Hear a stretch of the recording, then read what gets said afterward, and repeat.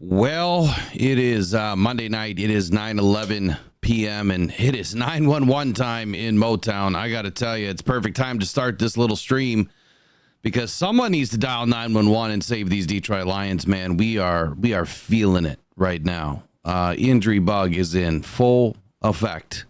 It is not a bug at this point. I mean, this is injury pandemic in the halls of Allen Park. I think that's going to be the talk of the week right now. It is literally an injury pandemic in Allen Park right now. Not good.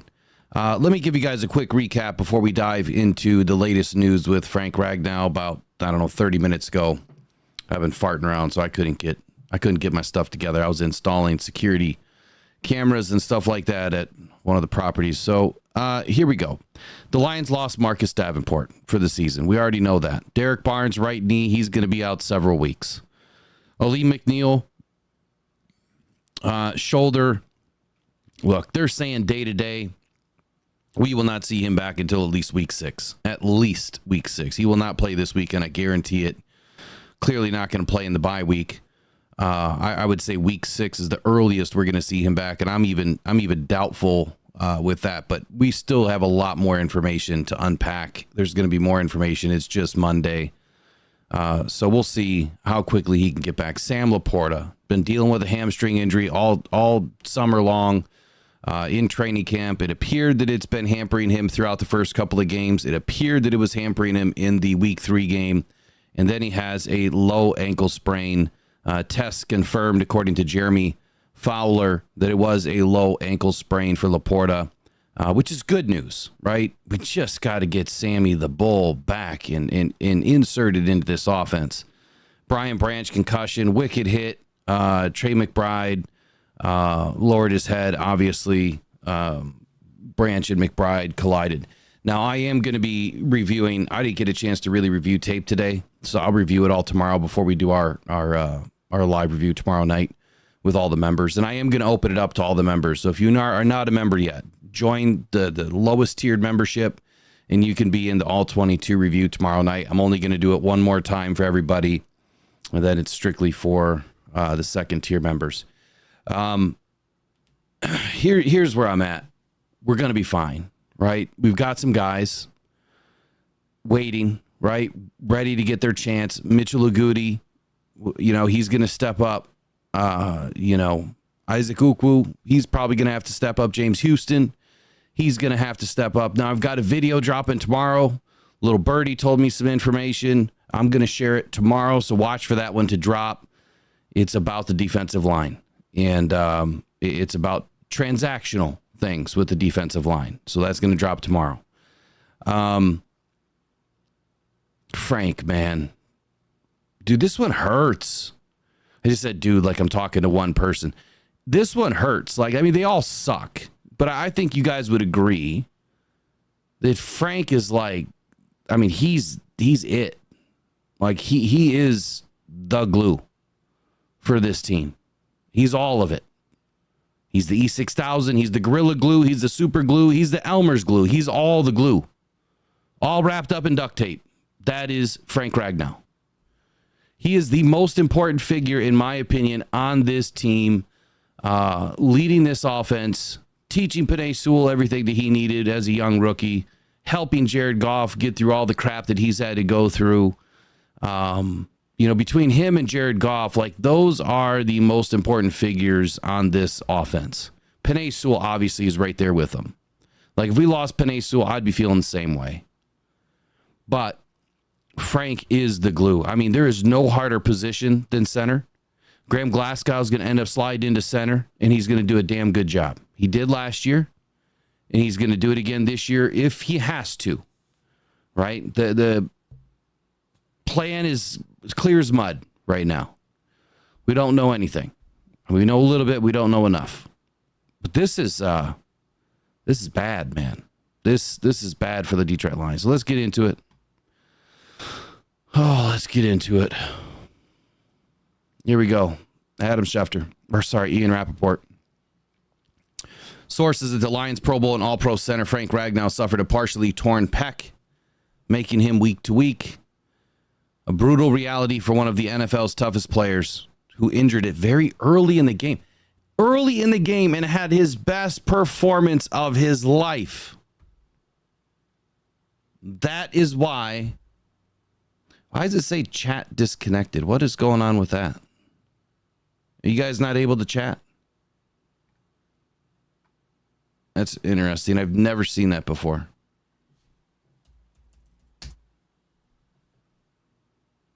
I've never seen that. That's weird. Interesting. Yeah, just make sure you guys can get in there. I've never seen that happen. YouTube sucks, man. Sorry. I know they listen to everything and they hear me say that. I mean, they're sending out notifications tomorrow for the stuff I'm doing today. It makes no sense in the world. But anyway, harsh reality here for one of the toughest players who injured it very early in the game. And like I was saying, the fact that he did this early and had his best.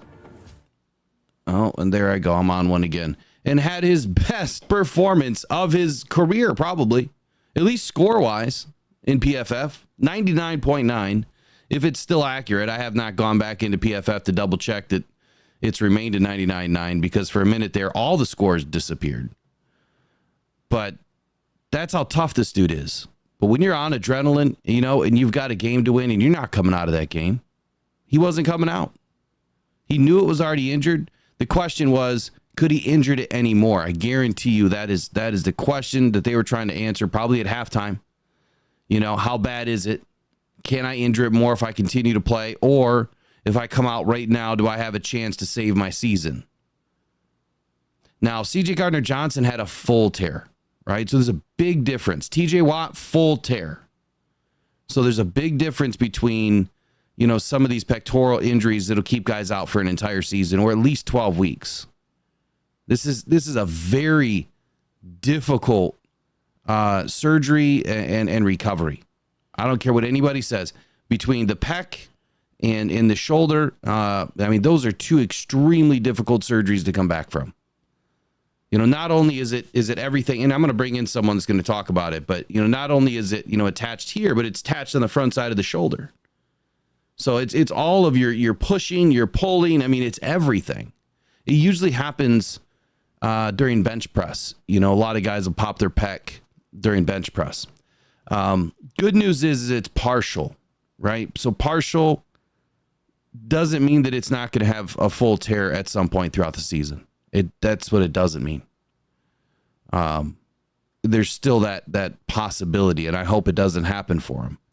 You know, if they shut him down for 3 to 6 weeks, he may not even heal all the way, but it's always going to be there. He is not going to be fully healed from this, in my opinion. I'm not a professional. I'm not a doctor. But knowing the way that Frank plays and been watching him play for several years now, he's not going to baby anything. So, I mean, he's going to put it to the test every single game. And just by the way he plays, he will not be fully healed from this until the offseason. But yet again, here we are. You know, Frank, I said it early in the offseason. I was worried about his feet. You know, his toe is he's got that issue on the plantar plate that there's literally no cartilage. They can't do any more surgery on it. And that's what I was worried about for Frank and him retiring. I think this is it, guys. I think this is the last hurrah for Frank. This is a big injury. I mean, it felt like he was going to retire on us after the NFC Championship game loss. It was said that, you know, he was emotional. You know, it was a big loss, obviously, and it took a couple of weeks for him to kind of get his head, you know, kind of righted, if you will. I think he's going to hang it up, you guys. I really do.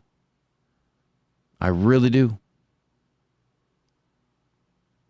I hope not, but I wouldn't be mad at the guy, man. He's got a beautiful family. He's had a great life, had a great career. We got to win the Super Bowl this year for him. Like, if anybody, like, we've got to get it for Frank, send him off, man. And we clearly have to get a center in the first round or second round or whatever. I don't care where. Just get one. Just get the best one out there in the draft next year. Because we don't have a center on this team other than Graham Glasgow, in my opinion, that is going to be able to really help us at all. I know we have a couple of young guys that were sitting on the practice squad at one point, but those are not those are not replacements for Frank Ragnow. Those are Band-Aids, wet Band-Aids at that. We got to get this for Frank, man. Have to. Let me bring in this video. Talking about partially torn pec, and it's about 3-4 minutes here. I kind of fast forwarded to the good part. It was actually TJ Watt's doctor. He explains the pec tear, or it was a doctor explaining JJ Watt's pec tear, excuse me. And it was a season ender. So I wanted to bring this in to kind of give you guys an idea of what, a full, pectoral tear is going to look like as far as, the season. And let me just make sure I've got audio on this thing.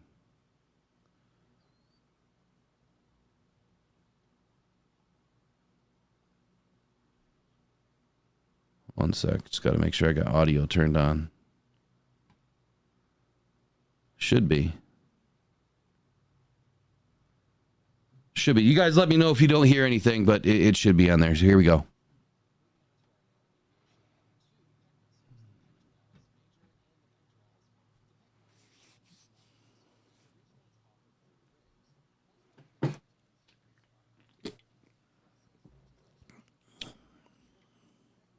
Trace, you got sound now?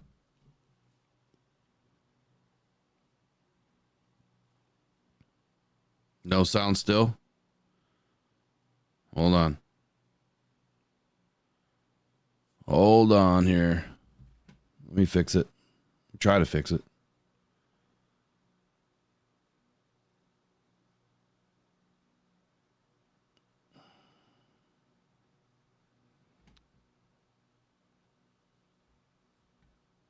Let me know if you got sound. Here we go. Moving on to our anatomy, we actually have two pec muscles, the pectoralis major and the pectoralis minor. The pec minor is a much smaller muscle and originates off of the ribs, ultimately going up to insert on a spot called the coracoid process, which is actually a component of our shoulder blade. The pec major is the bigger of the two muscles, and it originates from both the clavicle, or the collarbone, and the sternum, and then goes up and inserts on the humerus up by the shoulder. You may remember the initial reports with Watt were that he had suffered a shoulder injury, and this is why. It's because the insertion of the pec major is up by the shoulder. The pec major actually has two major components that make up the muscle. There's the portion that comes from the clavicle, and then there's the portion that comes from the sternum. The way they insert on the humerus is also pretty interesting, where the portion coming from the sternum sits deep to the portion that comes from the clavicle, and the portion.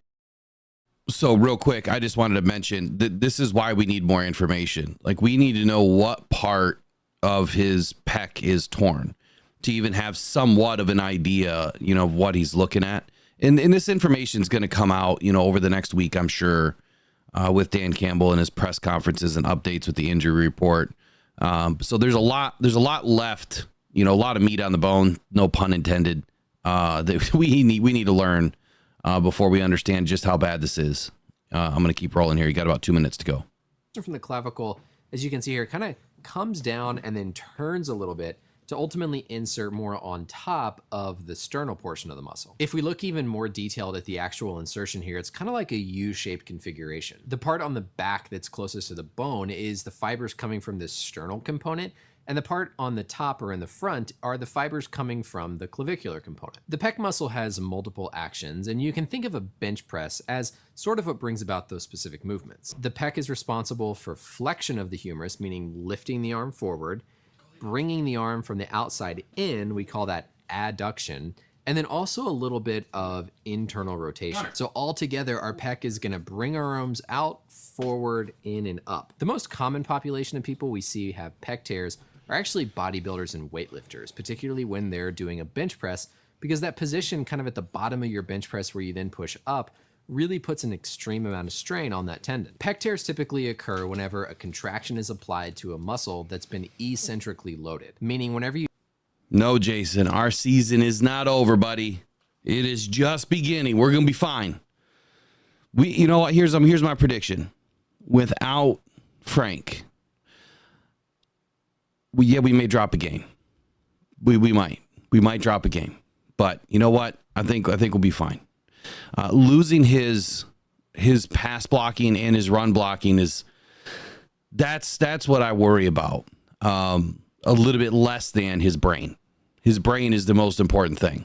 Like him helping Jared, with the defense is the most critical part of Frank Ragnow's game. And that's what we're losing.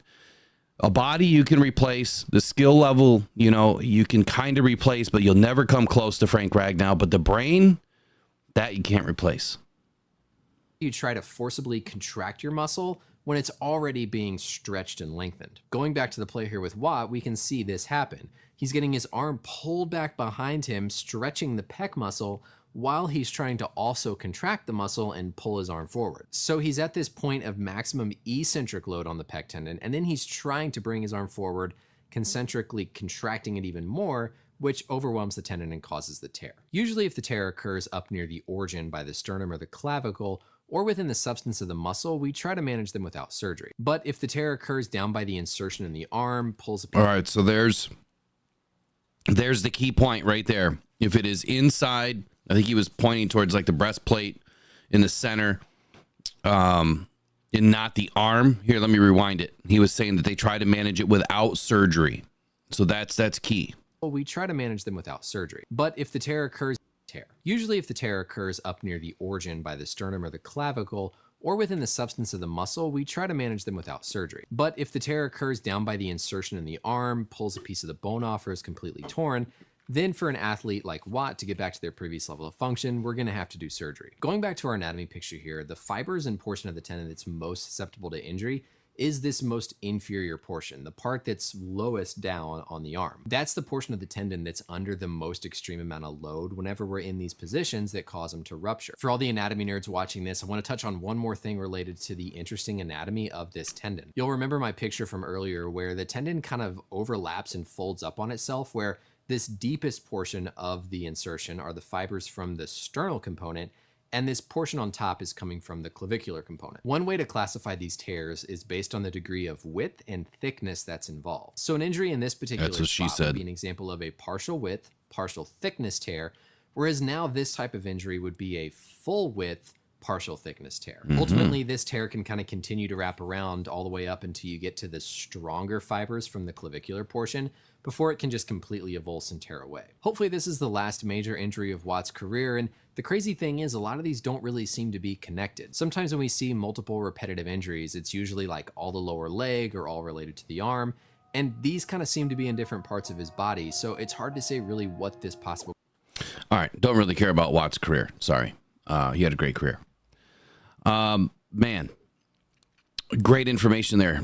Doc, I don't even know who you are, but great information. Appreciate it. But I think there's some takeaways here. We need to know what kind of injury this is. We need to know where the tear is before we can even speculate if he's going to be gone for the season, if he's going to have surgery or be able to manage it without surgery and maybe take a few weeks off. This is a big one, guys and gals. This is a big one. Frank is the major glue that holds it all together for this offense. I cannot stand the fact that our Monday is completely littered with injuries. Completely littered with injuries today. And it's been that way all season, it seems like. Every other week, it's something. Every other day, there's something. And that's football. Injuries in football are synonymous. It's not a matter of if, it's when in this league. And the Detroit Lions are just having to go through it. But you know what? They're not the only team.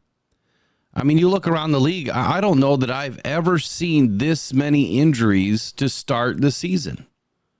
I would love for some stat nerd that has the time to go through and count up how many injuries we've had in the first 3 weeks of a season compared to any other season, because maybe I'm wrong, but it just seems like it's a ton.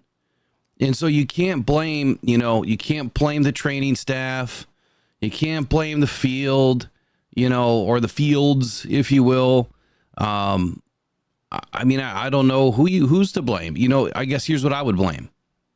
Not enough pre-contact during the summer, right? You've removed two-a-days. Removed all the contact practices, but a couple. We're not playing in preseason.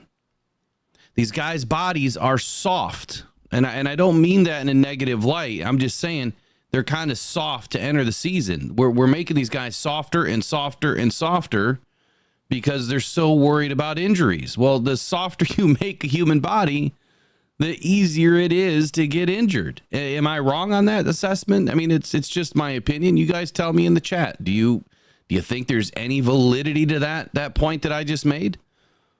I don't know. I'm not a specialist that, works inside sports medicine. So I guess I'll leave it up to them. I would love that question asked. So if any of the insiders ever listen to this, which I know a couple do, ask the question. Are we making these guys softer by not having enough contact throughout the summer? I don't remember this many injuries, a couple of decades ago in the heyday of football when I was growing up.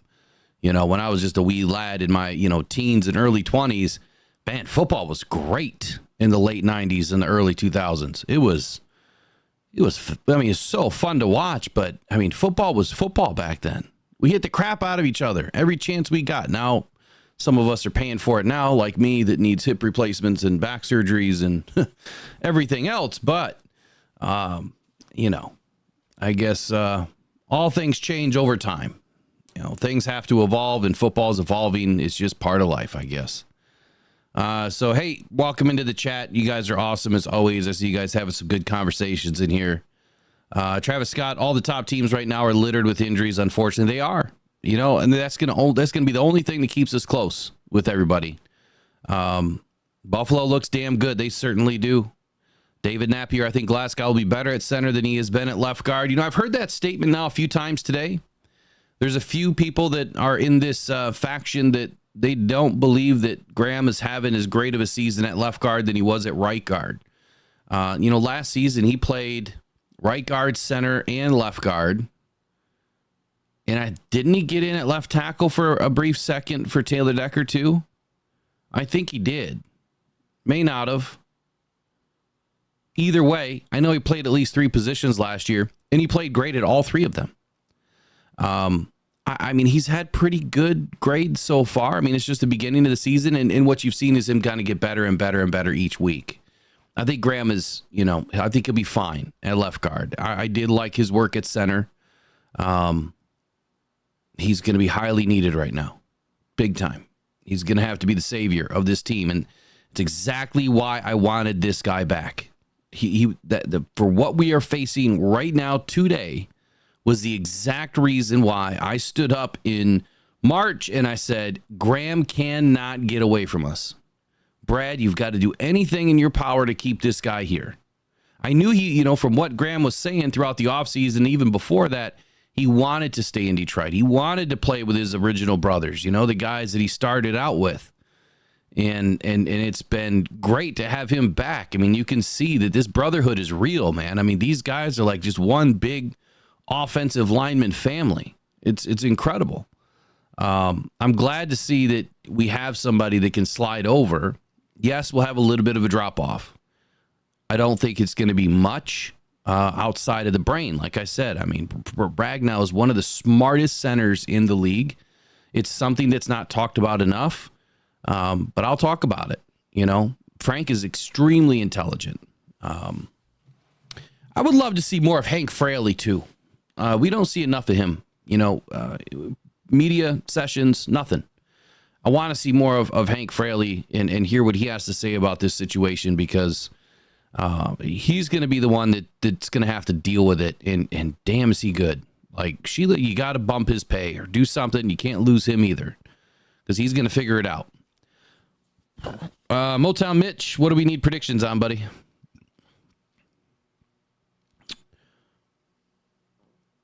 Let's see here. I'm not sure about Christian Mahogany. No idea. Last I knew, he was going to be on NFI for probably the entire season. And that's just because, I mean, he missed all of camp, So last I heard, he's NFI'd, for the entire season, unless the Lions absolutely needed him. But he can't practice with the team, on the NFI list. He can sit in meetings, but he can't do any physical practice. He can do training, with the trainers. He can get medical help, all that stuff, but he can't practice with the team. Iwasika, I'm not sure what's going on with him, but he's going to have to be inserted at left guard. Or they might throw Colby in there, Rakestraw Have not heard anything about the Rake. I call him the Rake. That's just my nickname for him. I think it's it's like an old poker. What do they call it? The Rake. I'm having a brain fart. Anyway, it has something to do with gambling. I just call him the Rake. Yeah, Sorsdahl. I mean, I'm not real impressed with him. I'm really not. Good. I mean, it's a good idea, but he's going to be someone that's going to need a lot of time.